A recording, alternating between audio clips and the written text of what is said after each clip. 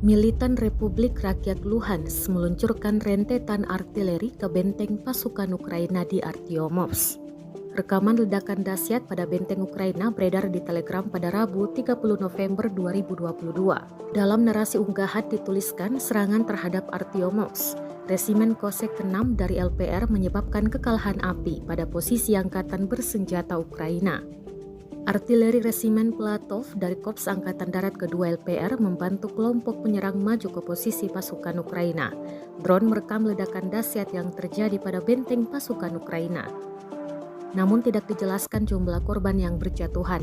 Rekamannya pun menuai berbagai komentar dari warganet.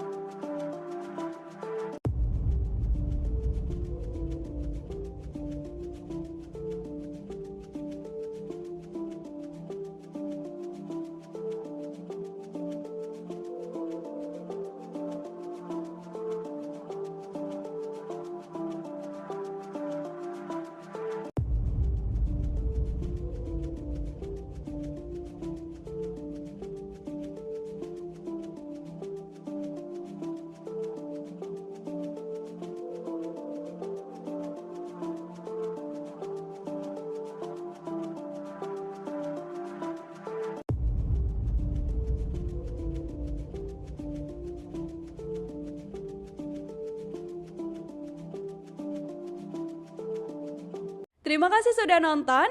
Jangan lupa like, subscribe, dan share ya.